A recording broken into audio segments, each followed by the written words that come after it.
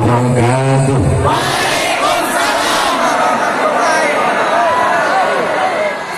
Bismillah wassalatu wassalamu ala Rasulillah Muhammad bin Abdullah wa ala alihi wa sahbihi wa man wala.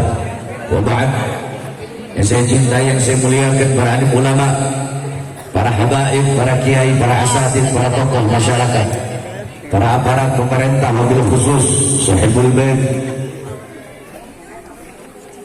Kiai Haji Tatang beserta seluruh keluarga besar pondok pesantren beliau, beserta seluruh santri-santri beliau yang saya cintai, yang saya muliakan, segenap panitia peringatan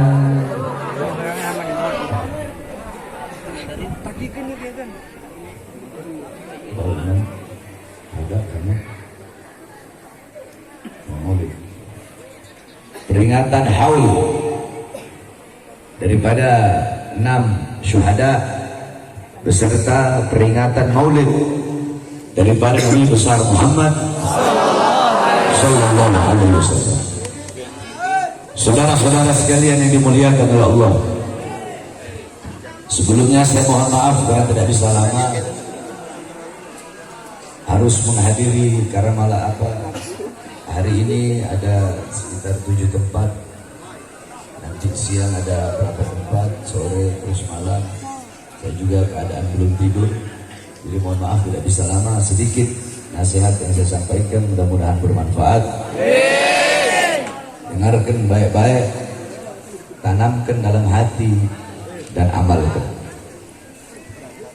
Alhamdulillah, kita bersyukur kepada Allah Subhanahu wa taala karena pada siang hari yang mulia ini Allah mengumpulkan kita di tempat yang mulia, yang penuh dengan kemuliaan, yang dimana ini tempat menjadi tempat turunnya rahmat, ini tempat menjadi tempat turunnya maghfirah, ini tempat menjadi tempat turunnya hidayah, ini tempat menjadi tempat turunnya inayah, ini tempat menjadi tempat turunnya kasih sayang, menjadi tempat turunnya pengampunan. Kenapa? Karena duduknya kita di ini majelis untuk memuliakan dan mengagungkan maulid daripada Nabi besar Muhammad sallallahu alaihi wasallam. Saudara-saudara sekalian yang dimuliakan oleh Allah, dalam kitab Khawashi Syarwani ala Tuhfatil Muhtaj, kitab Khawashi Syarwani adalah kitab hasyiah daripada kitab Tuhfatul Muhtaj Al-Imam Ibnu Hajar Al-Haytami. Kitab Tuhfatul Muhtaj Al-Imam Ibnu Hajar Al-Haytami adalah syarah daripada kitab Minhaj Al-Imam An-Nawawi. Dalam kitab tersebut dijelaskan, qala muallif, inna afdalal layali wa lailatul maulidis syarif thumma lailatul qadar thumma lailatul jum'ah thumma lailatul isra. Sesungguhnya malam yang paling mulia, malam yang paling agung, malam yang paling luhur adalah malam kelahiran baginda Nabi besar Muhammad. Setelah malam kelahiran Nabi, baru malam Lailatul Qadar. Setelah malam Lailatul Qadar, baru malam Jumat. Setelah malam Jumat, baru malam Isra Mi'raj. Pertanyaannya, kenapa malam Maulid lebih utama, lebih mulia, dan lebih agung daripada Lailatul Qadar? Padahal Lailatul Qadar adalah malam yang lebih utama dari 1000 bulan. Malam turunnya Al-Quran, malam turunnya malaikat, malam turunnya Jibril.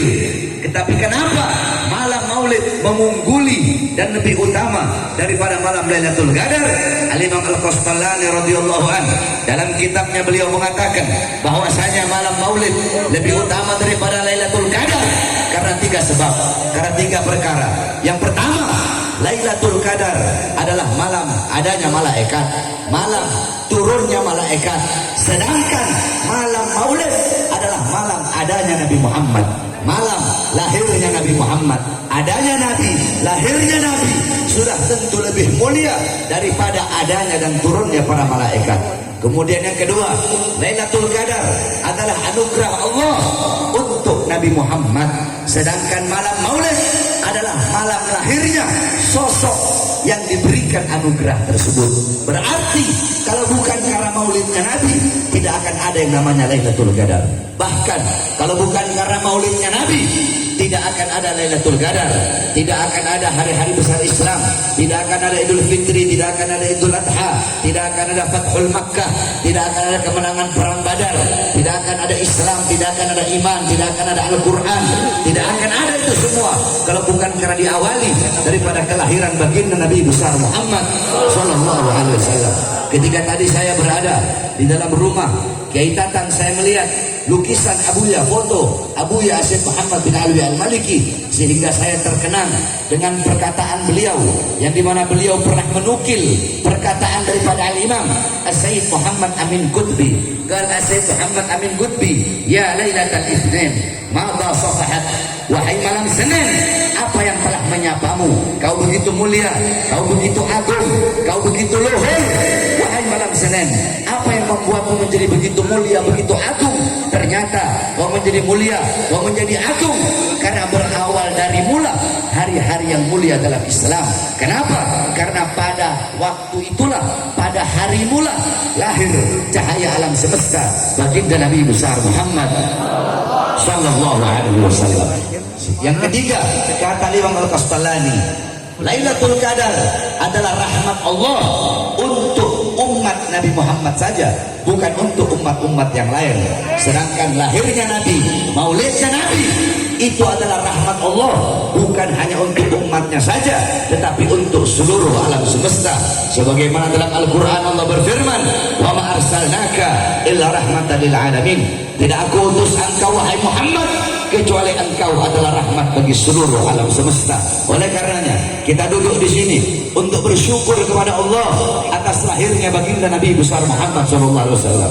Al-Imam Busiri dalam qasidah Muhammadiyahnya beliau berkata, Muhammadun syukruhu fardun 'alal umami. Muhammad bersyukur dengan adanya beliau, bersyukur dengan lahirnya beliau, wajib bagi setiap umat untuk bersyukur dengan adanya baginda Nabi besar Muhammad sallallahu alaihi wasallam.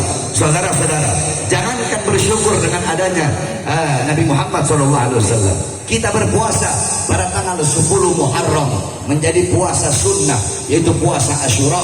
Ketika itu Nabi Muhammad bertanya kepada orang-orang Yahudi Madinah akan puasa mereka pada tanggal 10 Muharram. Orang-orang Yahudi Madinah mereka berkata, kami berpuasa pada tanggal 10 Muharram. Kenapa? Karena kami bersyukur kepada Allah atas selamatnya Musa dari kejaran Fir'aun. Nah, kemudian Rasulullah berkata, nahnu ahaqqu bi Musa minkum, kami lebih berhak untuk bersyukur atas selamatnya Musa daripada kalian. Nabi Muhammad pun memerintahkan para sahabat berpuasa pada tanggal 10 Muharram. Akan tetapi agar berselisih, agar tidak sama dengan orang-orang Yahudi, Nabi Muhammad berkata, andaikan aku hidup sampai tahun depan, aku akan berpuasa pada hari Tasu'ahnya atau hari 9, sehingga 9 dan 10 menjadi ibadah sunnah. Kenapa? Karena bersyukur kepada Allah atas selamatnya Musa dari kejaran Fir'aun. Nah, saudara-saudara, jikalau bersyukur kepada Allah atas selamatnya Nabi Musa dari kejaran Fir'aun menjadi ibadah sunnah, maka bagaimana kita bersyukur kepada Allah atas selamatnya seluruh alam semesta berkat adanya baginda Nabi besar Muhammad. Jikalau bersyukur atas selamatnya Nabi Musa saja menjadi ibadah sunnah, maka bagaimana kita bersyukur dengan selamatnya seluruh alam semesta berkat Nabi Muhammad? Laulaka ma khalaqtul aflak. Kalau bukan karena engkau wahai Muhammad, tidak aku ciptakan ini seluruh alam semesta. Qala Allah li Adam, ya Adam, laula Muhammad ma khalaqtuka ya Adam. Wahai Adam, kalau bukan karena Muhammad tidak akan aku ciptakan engkau wahai Adam. Dalam qasidah Burdah dikatakan, laulahu lam tukhrajid dunya minal adami, fa kaifa tad'u ila dunya daruratu man laulahu lam tukhrajid dunya minal adami. Laulahu, kalau bukan karena Nabi Muhammad, lam tukhrajid dunya minal adami, dunia tidak akan pernah keluar dari ketiadaannya. Maksudnya alam semesta ini, dunia ini tidak akan pernah ada kalau bukan karena Nabi Muhammad. Kalau bukan karena Nabi, tidak akan ada para nabi, para rasul, tidak akan ada. Terselamatkan seluruh alam semesta, terselamatkan para nabi, para rasul, Nabi Allah Adam, Idris, Nuh, Saleh, Ibrahim, Isa, seluruh para nabi, para rasul, malaikat, langit, bumi, makhluk, semua baginda Nabi besar Muhammad, maka bagaimana cara kita bersyukur kepada Allah sedangkan bersyukur dengan selamatnya Musa dari kejaran Fir'aun saja menjadi ibadah sunnah. Oleh karenanya kita duduk di sini berbahagia, bergembira dengan lahirnya baginda Nabi besar Muhammad sallallahu alaihi wasallam, yang dimana saudara-saudara sekalian, perintah untuk berbahagia, perintah untuk bergembira dengan adanya Nabi, dengan lahirnya Nabi Muhammad itu jelas-jelas tertuang dalam Al-Quran. Allah berfirman, "Qul bi fadlillah wa bi rahmati fa bidzalika falyafrahu." Katakanlah dengan karunia Allah dan dengan rahmat Allah, maka dengan karunia dan rahmat tersebut falyafrahu, hendaklah mereka bergembira. Dalam kitab Ad-Durrul Mansur tafsir bil Ma'thur Al-Imam As-Suyuti, dalam kitab tafsir Ma'alimut Tanzil Al-Imam Baghawi, tafsir bil Ma'thur yaitu menafsirkan satu ayat dengan ayat yang lain. Tafsir itu banyak. Ada metode tafsir, tafsir bil ma'thur, tafsir bil dirayah, tafsir bil ra'yi. Tafsir bil ma'thur menafsirkan satu ayat dengan ayat yang lain. Nah, di situ Allah berkata, katakanlah dengan karuniaku. Apa karunia Allah? Karunia Allah Al-Quran, ilmu, iman, Islam, ini karunia Allah. Dengan adanya karunia Allah yaitu Al-Quran, iman, Islam, kemudian ilmu, dan dengan adanya rahmatku. Siapa rahmat Allah? Dalam ayat yang lain Allah berkata, Allah berfirman, "Wa ma arsalnaka illa rahmatil alamin." Rahmat Allah yang paling besar Nabi Muhammad. Tidak aku utus engkau wahai Muhammad kecuali engkau rahmat bagi seluruh alam semesta. Nah, maka dengan adanya karunia Allah yaitu ilmu, Al-Quran, Islam dan iman, dan dengan adanya Nabi Muhammad sebagai rahmat Allah yang paling besar, rahmat Allah yang paling agung, rahmat Allah yang paling luhur, falyafrahu, hendaklah mereka bergembira, hendaklah kita semua berbahagia, bergembira dengan lahirnya baginda Nabi besar Muhammad sallallahu alaihi wasallam. Saudara-saudara, jangankan kita yang muslim, jangankan kita umat Nabi Muhammad yang beriman dan yang cinta kepada Nabi Muhammad, dalam asal, dalam riwayat diceritakan bahwasanya Sayyidina Abbas bin Abdul Muttalib, beliau pernah bermimpi berjumpa dengan Abu Lahab. Abu Lahab disiksa dalam neraka, diazab dalam neraka, akan tetapi setiap hari Senin Allah ringankan azab dan siksanya, dari salah-salah darinya keluar air sehingga dia bisa minum dari air tersebut. Nah, saudara-saudara sekalian, kemudian Sayyidina Abbas bertanya, "Wahai Abu Lahab, kenapa Allah ringankan azab dan siksamu setiap hari Senin?" Apa jawab Abu Lahab? "Dulu aku punya budak yang bernama Suwaibah. Ketika itu Suwaibah datang kepadaku membawa kabar gembira, yaitu kelahiran keponakanku Muhammad. Aku senang dengan kabar tersebut. Aku bahagia, aku gembira dengan kabar yang dibawa oleh Suwaibah. Saking gembiranya aku, sehingga aku merdekakan Suwaibah, karena Suwaibah yang bawa kabar tersebut.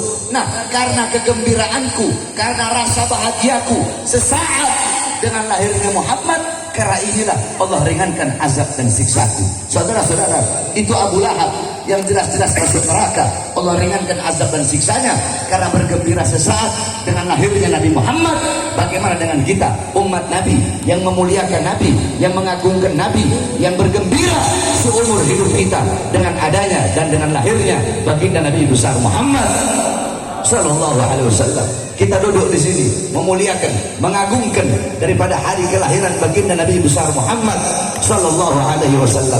Saudara-saudara, yang memerintahkan kita untuk memuliakan, untuk mengagungkan Maulid Nabi, hari lahirnya Nabi, yang memerintahkan bukan para ustaz, bukan para kiai, bukan para habaib, bukan para ulama, bukan para salafun saleh, bukan para asfiya, bukan para aimmatul arba', bukan imam-imam Hanafi, Maliki, Syafi'i, Hambali, bukan para a'immah, bukan para tabi'in, bukan para tabi'in, bukan para sahabat, bukan Nabi Muhammad, bukan para malaikat, tetapi yang pertama kali memuliakan dan mengagungkan kelahiran baginda Nabi besar Muhammad adalah Allah Subhanahu wa taala. Tetapi Allah memiliki cara sendiri untuk memuliakan dan mengagungkan hari kelahiran kekasihnya. Bagaimana cara Allah memuliakan dan mengagungkan hari kelahiran kekasihnya? Yang pertama, saudara-saudara, dalam kitab Sirah Nabawiyah dijelaskan bahwasanya wulida Rasulullah SAW 12 min syahr Rabiul Awwal, ya 12 min syahr Rabiul Awwal amal fil Wulida sallallahu alaihi wasallam, Nabi Muhammad SAW lahir pada hari Senin tanggal 12 Rabiul Awal, bulan gajah. Apa bulan Rabiul Awal? Pada tahun gajah. Wa summiya 'ama wiladati 'amal fil. Dinamakan tahun kelahiran Nabi sebagai tahun gajah. Kenapa? Li'anna malikal Habasyah, karena raja Habasyah mengutus wa kana fihi filun adim, mengutus pasukan gajah yang besar untuk apa? Lihadmil Ka'bah, untuk menghancurkan Ka'bah. Fa'ahlakallahul jaysh, kemudian Allah hancurkan tentara gajah.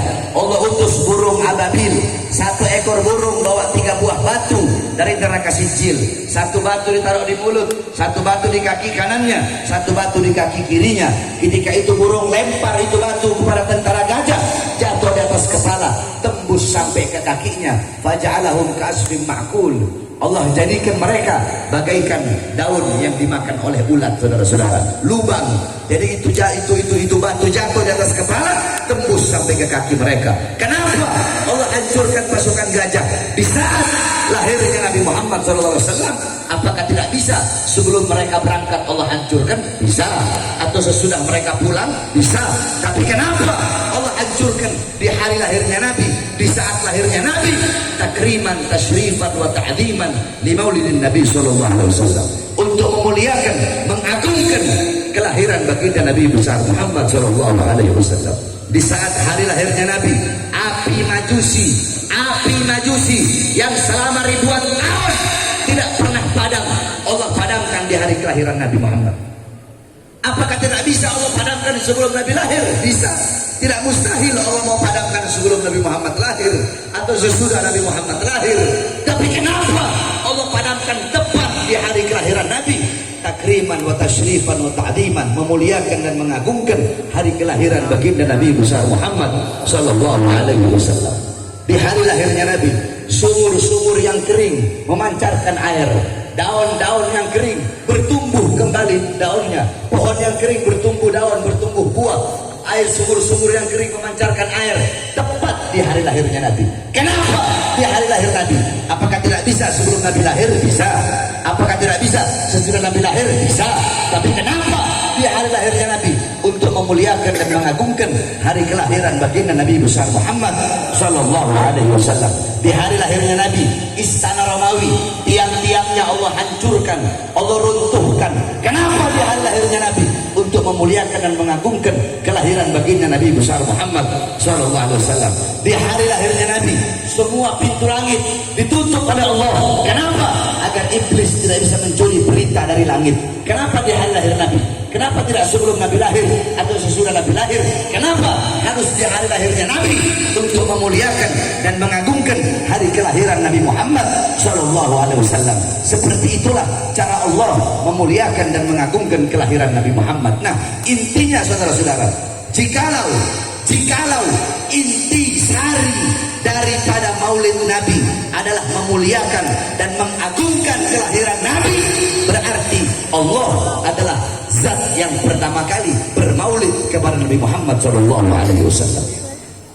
Jikalau intisari maulid adalah bergembira dengan lahirnya Nabi, maka berarti Allah lah yang pertama kali menyerukan dan memerintahkan kita untuk bergembira dengan adanya dan dengan lahirnya baginda Nabi besar Muhammad sallallahu alaihi wasallam. Saudara-saudara, Abuya As-Sayyid Al-Imam Muhammad bin Alwi Al-Maliki, suatu saat ketika beliau sedang ziarah ke Madinah, yaqdah, dalam keadaan sadar, dalam keadaan terjaga, beliau langsung melihat Rasulullah sallallahu alaihi wasallam. Di belakang Rasulullah sallallahu alaihi wasallam ada sekelompok umat. Abuya bertanya, "Ya Rasulullah, siapa umat yang ada di belakangmu?" Rasulullah menjawab, "Mereka adalah umat yang aku cintai, umat yang aku rindukan. Mereka adalah umat Islam Indonesia." Saudara-saudara, kenapa kita umat Islam Indonesia menjadi umat yang dicintai oleh Rasulullah, umat yang dirindukan oleh Rasulullah? Kenapa? Karena setiap masuk bulan Maulud, bahkan sudah kelar Rabiul Awal sampai Rabiul Akhir, Jumadil Awal, Jumadil Akhir, di setiap gang-gang, di setiap lorong-lorong, desa-desa, kampung-kampung, setiap pondok pesantren, kecuali Wahabi. Kalau Wahabi mungkin mereka tidak mengadakan Maulid, saudara-saudara. di setiap kampung-kampung, lorong-lorong, di setiap desa-desa, di setiap kampung-kampung, di setiap daerah, kabupaten, kecamatan, provinsi, dari Sabang sampai Merauke, semua umat Islamnya merayakan Maulid Nabi Muhammad. Mereka bikin acara Maulid Nabi Muhammad SAW. Oleh karenanya, tidak ada di seluruh dunia di zaman sekarang ini, tidak ada satu negara pun yang lebih banyak merayakan, yang lebih banyak membuat acara Maulid Nabi seperti negara Kesatuan Republik Indonesia yang kita cintai ini. Yang paling banyak bikin acara Maulid di seluruh dunia hanyalah negara Indonesia. Oleh karenanya kita menjadi umat Islam Indonesia yang sangat dicintai oleh Rasulullah. Kenapa? Karena yang paling banyak merayakan Maulid Nabi adalah umat Islam yang ada di Indonesia. Nah, saudara-saudara sekalian, tetapi sayang, seribu sayang, saudara-saudara, Maulid Nabi Muhammad memuliakan, mengagungkan kelahiran Nabi Muhammad SAW. Kemarin ada seorang anak cucu Rasulullah, seorang anak cucu Rasulullah, seseorang yang di dalam tubuhnya mengalir darah daging Rasulullah SAW. Beliau ketika pulang dari Mekah, beliau membuat acara untuk memuliakan kelahiran kakeknya, untuk mengagungkan hari kelahiran kakeknya. Beliau bikin acara Maulid untuk menyatukan para ulama, menyatukan para habaib. Beliau bikin acara Maulid umat Islam berkumpul. Beliau bikin acara Maulid Nabi Muhammad SAW. Beliau berkumpul di situ membaca Maulid Nabi, memuliakan hari kelahiran Nabi, mengagungkan hari kelahiran Nabi. Beliau bergembira dengan lahirnya Nabi Muhammad SAW. Tetapi setelah bikin Maulid tersebut, beliau ditangkap, beliau ditahan, beliau dipenjara karena merayakan Maulid Nabi. Demi Allah, tidak ada satupun di muka bumi orang yang ditahan karena merayakan Maulid kecuali beliau, Habib Rizik bin Hussein bin Ziyad. Seorang cucu Nabi ditahan, ditangkap, dipenjara. Kedua tangan beliau, saudara-saudara, tangan yang mengalir darahnya Rasul, diborgol, diperlakukan bagaikan koruptor, diperlakukan bagaikan teroris, diperlakukan bagaikan penjahat besar. 6 pengawalnya dibunuh, 6 murid setiap beliau dibunuh, rekening keluarganya semuanya diblokir, saudara-saudara, hanya gara-gara bikin Maulid Nabi Muhammad SAW. Saya tanya, ini zalim atau tidak? Zalim apa tidak? Zalim apa tidak? Adil apa tidak? Adil apa tidak? Habib Rizik bikin Maulid Nabi, ditahan, ditangkap dengan alasan protokol kesehatan, dengan alasan PSBB.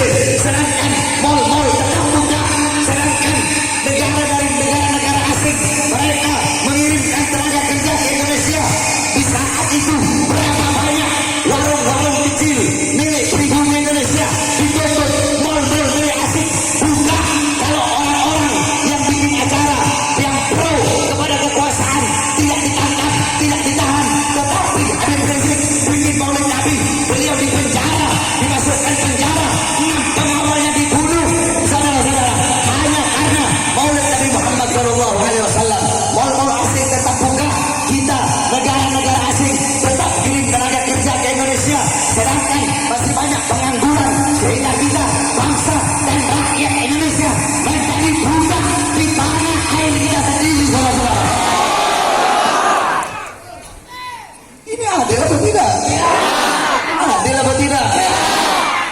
Zalim atau bukan? Zalim atau bukan?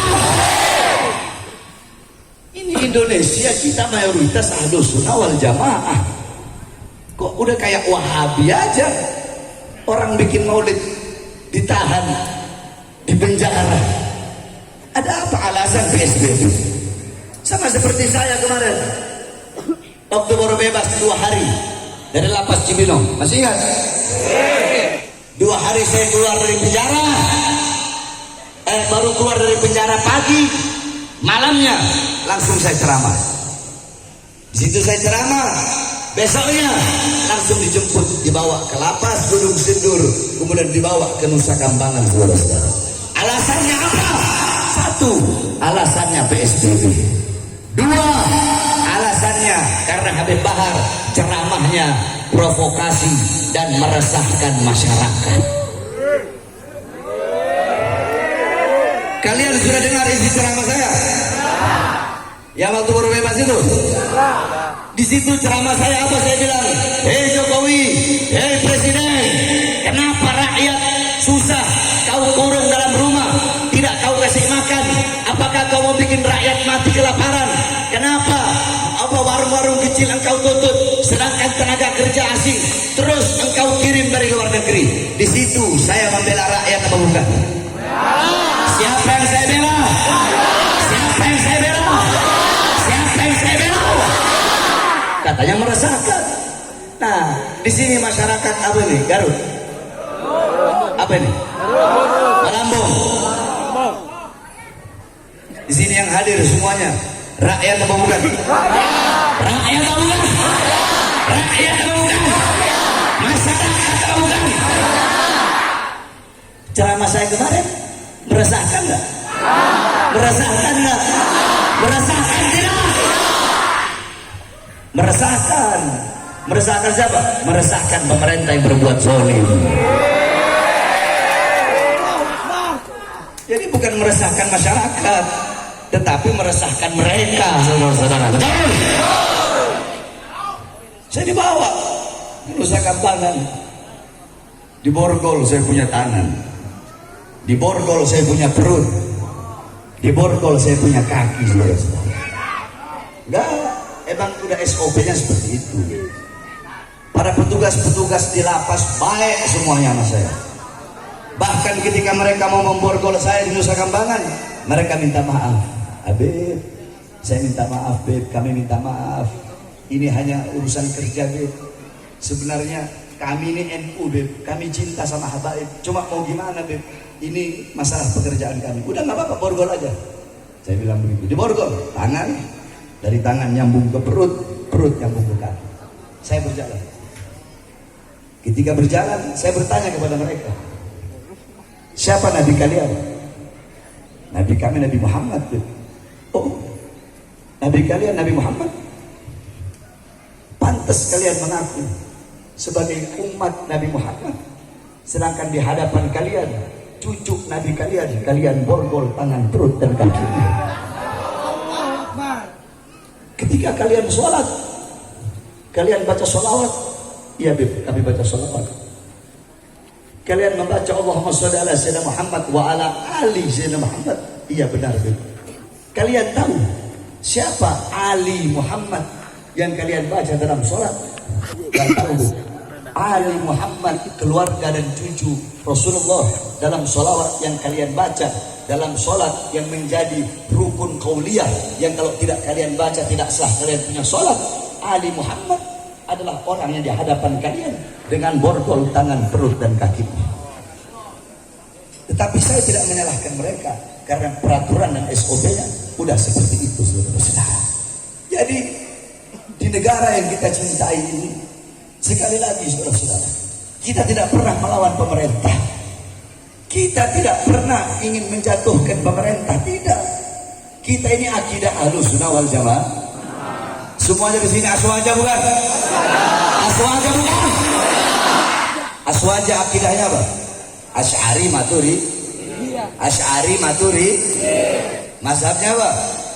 Syafi'i. Nah, dalam Ahlussunnah wal Jamaah tidak boleh, haram menjatuhkan pemerintah yang sah.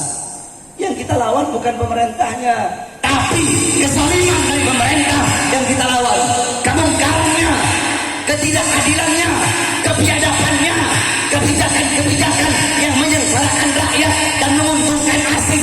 Itu yang akan kami lawan sampai titik darah penghabisan. Kalau cuma di penjara udah biasa, terus saya buat apa? Saya udah tahu resiko di penjara itu, saya udah tahu. Kalau saya mau cari aman kemarin begitu saya keluar, nggak usah saya ceramah, tenang-tenang aja kemarin waktu keluar dari lapas Cibinong. Ngapain saya harus ceramah? Karena saya tahu resikonya. Kalau saya keluar ini nanti saya ceramah, pastinya saya bakal ditahan lagi. Saya udah tahu. Saya ambil resiko tersebut, walaupun saya harus di penjara. Kenapa? Jangankan hanya di penjara, saudara-saudara. Bagi saya, Bahar bin Ali bin Smith, bagi Habib Rizik bin Hussein bin Jihad, bagi kami para habaib yang berjuang untuk bangsa, untuk agama, untuk negara kesatuan Republik Indonesia, untuk Pancasila, untuk Bhinneka Tunggal Ika, untuk Garuda, untuk Merah Putih, bagi bangsa, bagi Islam, bagi negara.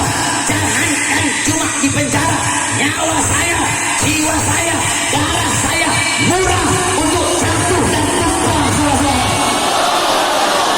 Makanya saya tanya semua yang ada di sini, para santri-santri baik laki-laki atau perempuan, baik para pemuda-pemuda Islam, siap bela agama, siap bela bangsa, siap bela rakyat, siap bela Indonesia. Bagi kita NKRI harga mati, betul? NKRI harga apa? NKRI, NKRI, NKRI. Merah putih harga mati, betul? Merah putih, merah putih. Sampaikan kepada mereka, para pengkhianat bangsa.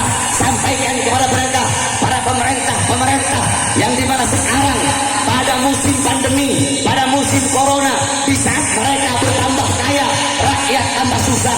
Mereka hidup kenyang, rakyat kelaparan. Mereka hidup mewah, rakyat susah.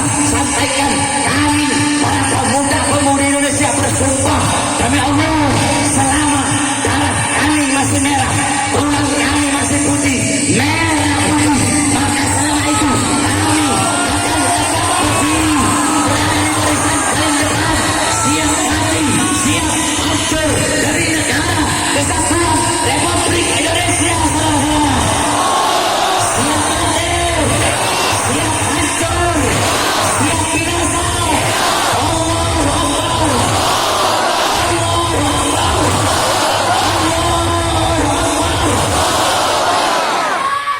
Oleh karenanya kita doakan, mudah-mudahan pemerintah kita menjadi pemerintah yang adil. Pemerintah kalau nggak mau dikritik yang jadi pemerintah, betul? Jadi rakyat biasa aja. Kalian itu para pemerintah, baik TNI, baik polisi, baik dari RT, RW, lurah, camat, bupati, wali kota, apalagi gubernur, terus menteri, presiden, seluruhnya gaji kalian dari kami rakyat, betul? Gaji mereka dari siapa?